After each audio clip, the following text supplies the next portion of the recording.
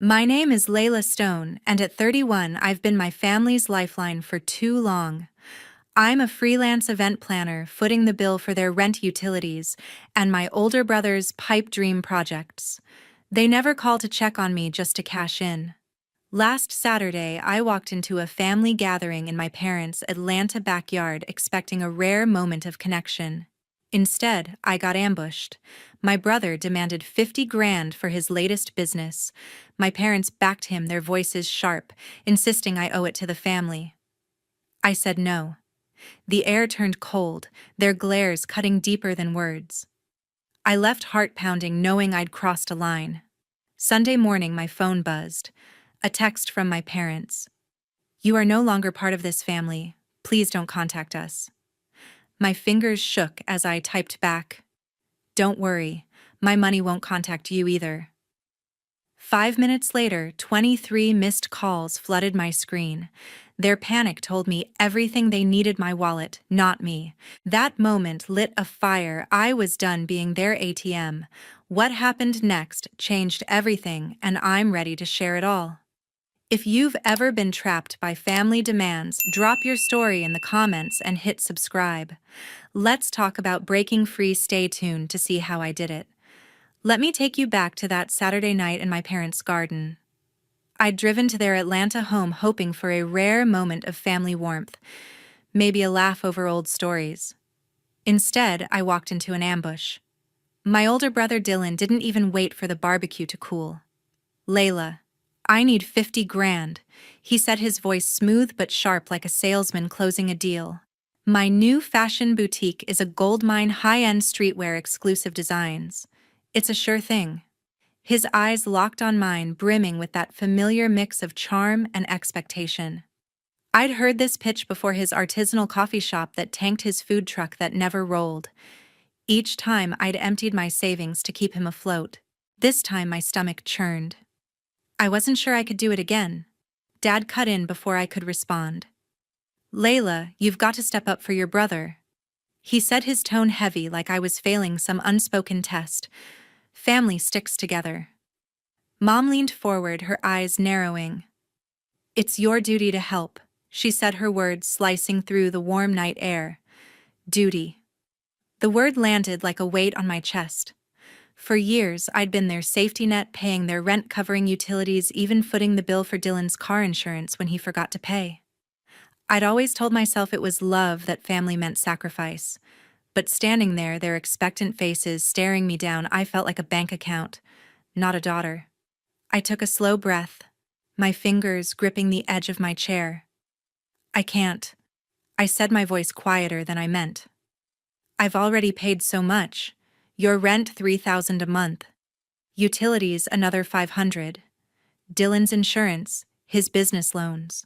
Last year I shelled out $22,000 to keep you all going." I paused, scanning their faces, hoping for a flicker of gratitude. There was none. Dad's jaw tightened. Mom's lips pursed like I'd insulted her. Dylan leaned back, crossing his arms, a smirk playing on his face. "You're sitting on all that event planning cash," he said, his voice loud enough to carry across the garden. "And you're too selfish to help your own brother." Unbelievable. Selfish. The word hit like a punch, echoing in my ears. I felt every eye on me: cousins, aunts, uncles, neighbors invited to the barbecue.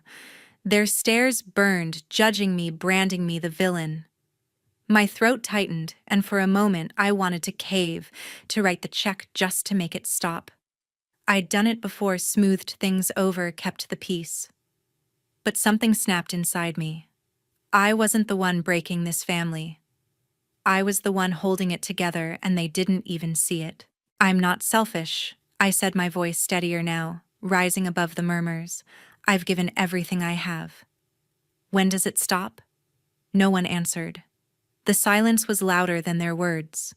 Aunt Karen, who'd been watching quietly from the edge of the table, caught my gaze. She didn't speak, but her eyes held a softness that felt like a lifeline. Later, as I stood by the dessert table pretending to fuss with the plates, my phone buzzed. Her text read, "Layla, you don't owe them an apology. You've carried them long enough." I stared at the screen, my heart racing. Karen had always been the one who saw through the chaos, the one who didn't buy into the family's demands. Her words were a spark, a reminder that I wasn't crazy for wanting to say no. I slipped my phone back into my pocket, my hands trembling, torn between guilt and a growing sense of defiance. I couldn't stay. I need to go, I said, my voice barely above a whisper. I pushed my chair back, the scrape against the patio cutting through the tension. Mom called after me. Layla, don't make a scene. Dylan snorted, muttering something about me being dramatic. I didn't look back. I walked through the garden gate, their voices fading behind me, and got into my car. As I sat there gripping the steering wheel, my mind spun. I'd spent years thinking my role was to keep them afloat. Rent bills, Dylan's dreams. But what if that wasn't love? What if it was just control? The thought hit me hard. Saying no wasn't just about money. It was about reclaiming myself. Driving home, the Atlanta skyline blurring past, I replayed the night in my head. Dylan's smirk. Mom's sharp words. Dad's disappointment. They weren't new, but they felt heavier now. I'd always been the fixer, the one who paid to keep the peace. But peace at what cost? My savings were drained, my energy spent, and for what? To be called selfish in front of everyone. I pulled into my apartment complex, my hands still shaking. Karen's text glowed in my mind, a small beacon in the storm. I didn't know what would happen next, but one thing was clear. I couldn't keep living for their approval. For the first time, I wondered if I could let go, not just of the money, but of the guilt that chained me to them. Sunday morning, my phone lights up with a text that cuts deep. It's from Mom and Dad, their names glaring on the screen. You're no longer part of this family. Please don't contact us. The words hit like a blade, sharp and cold, slicing through years of sacrifices I'd made for them. I sit on my couch staring at the message, my breath shallow. For a moment, I'm a kid again, desperate for their approval, terrified of being cast out. But then I remember last night, their demands, their accusations, the way they turned my no into betrayal. My hands tremble, not with fear, but with something new, anger. I type back, my fingers moving before I can overthink it. Don't worry, my money won't contact you either. I hit send, and the silence that follows feels like freedom. 5 minutes later, my phone explodes. 23 missed calls, Dylan, Mom, Dad, one after another, their names flashing like warning signs. Voicemails pile up, each one sharper than the last. Dylan's voice drips with venom. You're abandoning us, Layla. You'll regret this. Mom's message is softer, but no less cutting. How could you do this to us? We raised you. Dad's is blunt. You're ungrateful. I don't listen to the rest. Their words are a chorus of blame, but I'm not swayed. They're not calling to apologize. They're calling because I pulled the plug on their free ride. My money, the only thing they seem to value, is now out of reach. I open my banking app, my resolve hardening. For years, I've covered their expenses, rent, utilities, even the credit card they used for emergencies that somehow included Dylan's new phone. I scroll through the auto payments, $3,000 for their apartment, $600 for utilities, $1 and $200 for Dylan's credit card balance. My thumb hovers over the screen, then presses cancel on each one. The confirmations pop up one by one, and I feel a weight lift. I'm not just cutting payments, I'm cutting the strings they've tied around me. I imagine them opening their bills next month, realizing they're on their own. For the first time, I'm not afraid of their reaction. I'm ready for it. My phone rings again, but this time it's my boyfriend Caleb. Layla, you okay? He asks, his voice steady, grounding me. I tell him about the text, my reply, the barrage of calls. You did the right thing, he says. They can't keep using you like this. You're not their bank. His words echo Aunt Karen's from last night, and I feel a spark of clarity.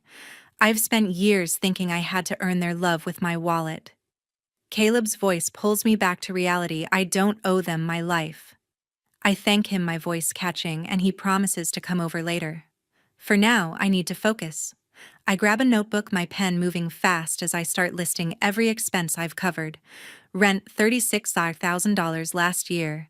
Utilities $7,200. Dylan's car insurance $2,400. His business ventures the coffee shop, the food truck now, this boutique another $15,000. The numbers stare back at me, a ledger of my loyalty. I'm not writing this for them. I'm writing it for me to see the truth in black and white. They've taken more than money, they've taken my peace. I decide to send them this list not to argue but to make it clear I'm done carrying their weight. I draft an email attaching the breakdown, my words simple. This is what I've paid. It ends now. I don't hit send yet. I want to be sure. Sitting there, notebook in hand, I feel a shift. Their text was meant to break me, to guilt me into giving more. But it's done the opposite. It's shown me who they are when I say no. They didn't call to fix things, they called to keep me in line. I set the notebook down, my mind racing but clear. This isn't the end of the fight, but it's the start of something new. I'm not just walking away from their demands. I'm walking toward myself. The next day, my Instagram notifications start blowing up. I'm at my desk trying to focus on a client's wedding mood board when my phone vibrates so much it nearly falls off the table. I open the app and see Dylan's post staring back at me, a photo of mom and dad's empty apartment boxes stacked in a corner with the caption, "When your sister chooses money over family." My stomach twists, not from guilt, but from the sheer audacity. He's spun the story to make me the villain as if I haven't been paying their bills for years. The post already has dozens of likes, and the comments are piling up, each one a new jab at my character. I scroll down and freeze. My old friend Stacy Bell has commented heartless. I can't believe Layla would do this to her own family. She's shared the post to her story, adding a broken heart emoji for extra drama. Stacy and I haven't been close in years, but her words sting, amplifying Dylan's attack to her thousands of followers. I can feel the judgment spreading like wildfire through our old social circles. My phone buzzes again, a text from a coworker, Jenna. "Hey Layla, you okay? Dylan's post is going around our group chat. People are talking." I stare at the message, my pulse racing. The group chat is full of mutual friends, colleagues, even clients. This isn't just family drama anymore, it's public humiliation. I want to fire back, to tell the world how I've bankrolled their lives, rent, utilities, Dylan's failed ventures. But I stop myself. Responding would only fuel the fire, giving Dylan and Stacy the attention they crave. Instead, I take a breath and open my messages. There's one from my cousin Nora. "Layla, I saw the post. Your family's out of line. They've been taking advantage of you forever. You don't deserve this." Her words are a lifeline, cutting through the noise. Nora's always been the one who gets it, the rare family member who doesn't see me as a cash machine. I type a quick reply. "Thanks, Nora. Means a lot." Her support steadies me, but the weight of the post lingers. I set my phone down and try to focus, but my mind keeps drifting to the comments. Strangers are chiming in now. What kind of sister does that family first always? Each one feels like a needle pricking at my resolve. I've spent years building a reputation as an event planner, reliable, professional kind. Now Dylan's post is painting me as a selfish traitor. I wonder how many clients have seen it, how many will question working with me. The thought makes my chest ache, but I push it aside. I didn't start this fight, and I won't let their lies define me. To ground myself, I open my banking app. I need to be sure every tie is cut. I scroll through my transaction history, double-checking the auto payments I canceled yesterday. The confirmations are there, each one marked canceled. My account balance looks healthier already, but it's not about the money, it's about the freedom. I imagine Dylan checking his card, mom and dad opening their next bill, realizing I'm no longer their safety net. The thought brings a flicker of satisfaction, but also a pang of sadness. I didn't want it to come to this. I lean back in my chair, staring at my laptop screen. The wedding mood board is still open, a reminder of the life I'm building for myself. Dylan's post, Stacy's comment, the group chat gossip, they're loud, but they're not the truth. I choose not to reply, not to engage. Let them talk. I'm done explaining myself to people who only value what I can give them. Nora's message sits in my mind, a quiet anchor. I'm not alone in this. For now, I close Instagram and turn off my notifications. The world can wait. I've got work to do and a life to reclaim. Tuesday evening, I'm sitting in my apartment with Caleb. The silence between us is comfortable, a stark contrast to the chaos of the past few days. My phone is off, notifications silenced after yesterday's Instagram storm. Caleb looks at me, his eyes soft but serious.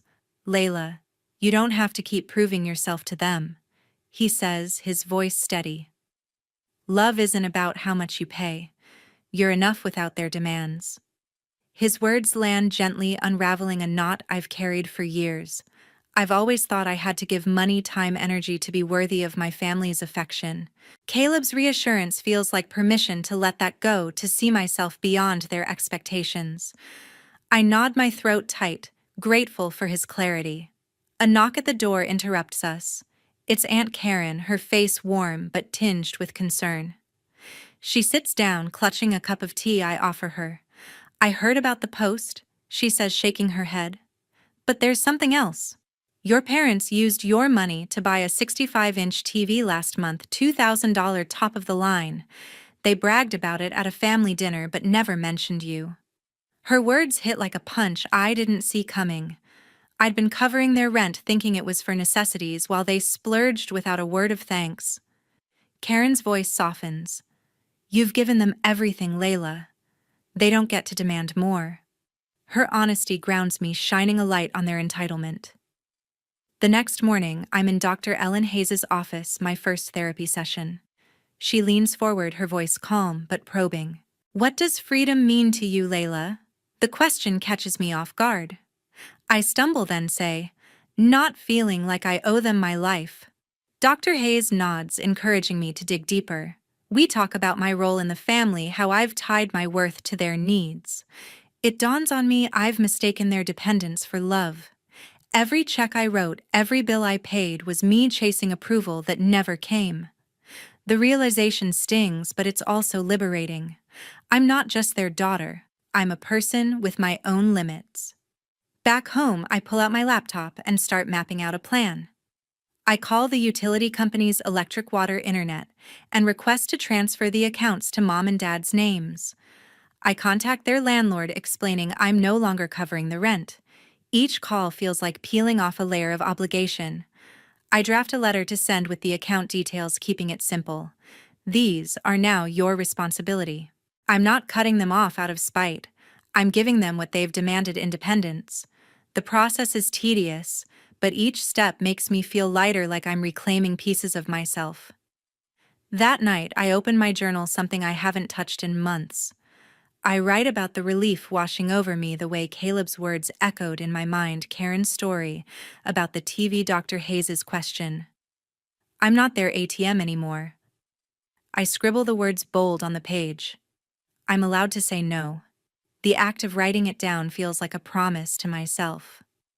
For the first time, I see a future where my worth isn't measured by what I give. I close the journal, my heart steady, ready for whatever comes next. Wednesday morning, I'm setting up a wedding event when Dylan bursts in. The venue is buzzing with vendors arranging tables, but his entrance silences the room. He's not alone. Gavin Reed, a slick-talking guy in a tailored suit, follows him, his eyes scanning my work like a predator sizing up prey. I freeze, my hands clutching a string of fairy lights. Dylan's face is flushed, his voice loud. "Layla, we need to talk. Now." The florist glances over, but I wave her off, trying to keep this professional. My heart races, but I'm not the same person who caved under pressure last week. "I'm done running." Gavin steps forward, his tone smooth but menacing. "Your brother's boutique is a gold mine, Layla. Invest 50 grand or I'll make sure every client in Atlanta knows you abandoned your family." His words are a calculated threat aimed at my reputation as an event planner. I've spent years building trust with clients, and he's trying to weaponize that. My jaw tightens, but I hold his gaze. "You're not getting a dime. I say, my voice steady. Dylan scoffs, pacing the room, and in his agitation he bumps into a floral backdrop. The delicate structure collapses, petals scattering, a $5,000 centerpiece ruined. The vendors gasp, and I feel a surge of anger. This is my work, my space. Get out, I say, pointing to the door. Both of you. I've transferred every account, rent, utilities, everything to Mom and Dad's names. You're on your own. Dylan's eyes widen like he didn't believe I'd follow through. Gavin smirks, unfazed. You'll regret this, he says, but I don't flinch.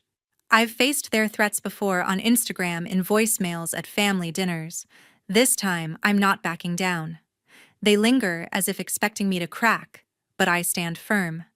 Finally, they turn and leave Dylan muttering under his breath. I grab my phone and dial 911, my voice calm but firm.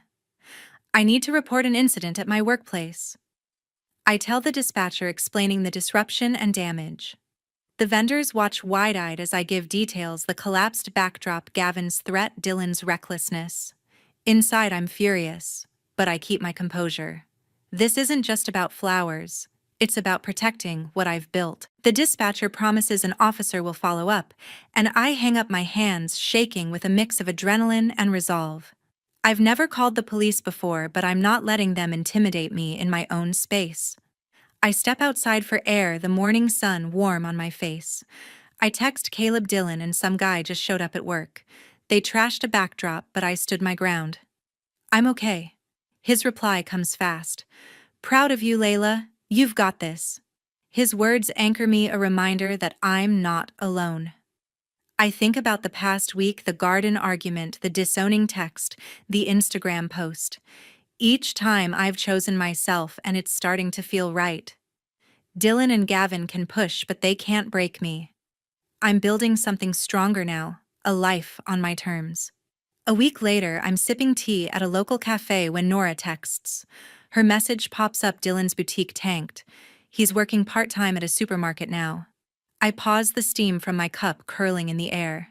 I'd expected his business to fail. His track record with coffee shops and food trucks was proof enough. But seeing it confirmed feels different. There's no satisfaction, just a quiet acknowledgement that his choices, not mine, led to this. Dylan always banked on my money to bail him out, but without it, he's facing reality. I reply to Nora, guess he'll have to figure it out. My tone is calm, but inside, I'm processing the weight of his downfall. Nora sends another text, this one heavier. Your parents got an eviction notice. They couldn't pay rent. My chest tightens, not with guilt, but with a strange mix of sadness and clarity. Mom and Dad relied on me for years, never planning for a day when I'd stop. I'd transferred their accounts, given them a chance to take responsibility, but they didn't. Now the landlord's notice is their consequence. I picture them packing boxes, the same ones Dylan photographed for his Instagram post. The irony isn't lost on me. They called me heartless, but their refusal to adapt brought them here. I open Instagram, curious if the drama has escalated. Stacy's posted again, a long rant accusing me of abandoning my family, calling me cold-blooded. But the response is different this time. Only a handful of likes, a few vague comments. The fire she tried to stoke is fizzling out. People are moving on, uninterested in her recycled narrative. I feel a flicker of relief. Her words still sting, but they're losing power. The world isn't buying her story anymore, and neither am I. I close the app, choosing not to engage, just as I did before. My silence is my strength. My phone pings with an email from a recent client, the bride from last week's wedding. Layla, your work was flawless, she writes. The event was magical. Our guests are still talking about it. I smile, warmth spreading through me. This is what I've built: a career, a reputation, a life that's mine. The client's praise is a reminder that my value isn't tied to my family's demands. I forward the email to my team, proud of what we've accomplished despite the chaos. Their drama can't touch this part of me. Back at my apartment, I pull out a notepad and write, I didn't betray them.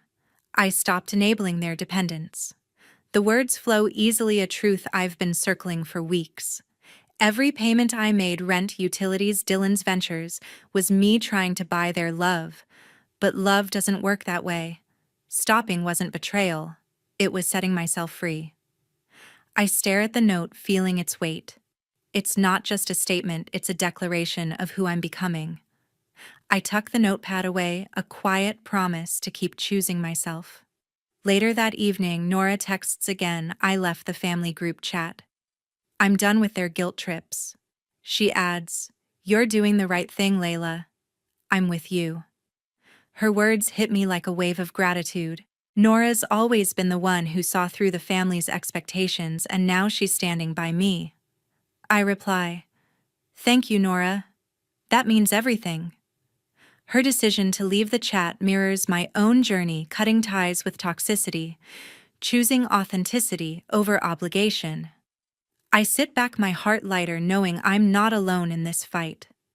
A month later, my apartment feels like a sanctuary, not a war zone. The quiet hum of my morning routine, brewing coffee, planning events, brings a peace I hadn't known was possible. My bank account no longer bleeds for rent or utilities that aren't mine.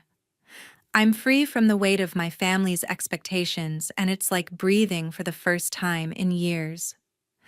I walk to my desk, sunlight streaming through the window, and feel a spark of joy in the life I'm building. My work as an event planner thrives, my days filled with clients who value me for my skill, not my wallet. This freedom isn't just financial, it's emotional, a reclaiming of my own space. An envelope arrives in the mail, the handwriting unmistakably Mom's.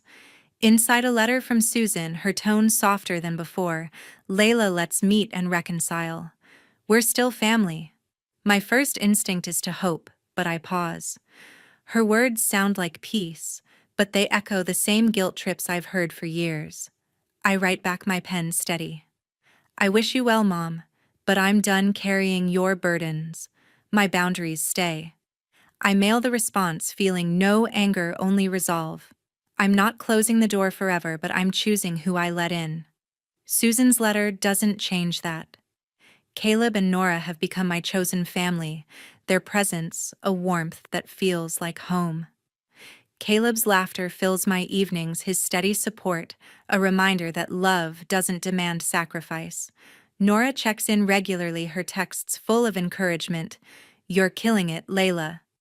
We meet for brunch, swapping stories about work and dreams. No strings attached. Their belief in me is unconditional, a stark contrast to the family I once chased. With them, I'm not an ATM or a fixer, I'm just Layla, and that's enough.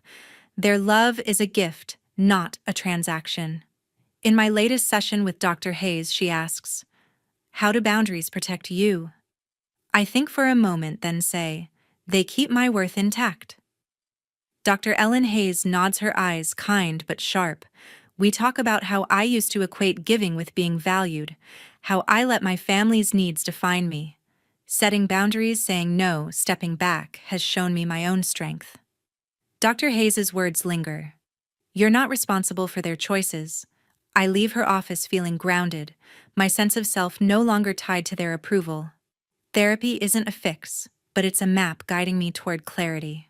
Looking back, I see the lesson this journey has taught me. Setting boundaries isn't selfish. It's how you live, true to yourself. For years, I thought love meant giving everything, money, time, energy, until there was nothing left of me. But real love doesn't drain you, it lifts you. By stepping away from my family's demands, I've found my own voice, my own worth. I'm not the villain they painted me as, nor the hero I hope to be. I'm just me. And that's enough. This story isn't about cutting people out, it's about choosing who you let in and choosing yourself first. To everyone who's followed this journey, thank you for listening. Your support means the world.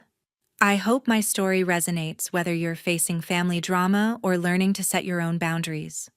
Share your thoughts in the comments below. What's your experience with standing up for yourself? And if this story spoke to you, hit that subscribe button to join me for more. Let's keep this conversation going because we're all learning how to live true to ourselves.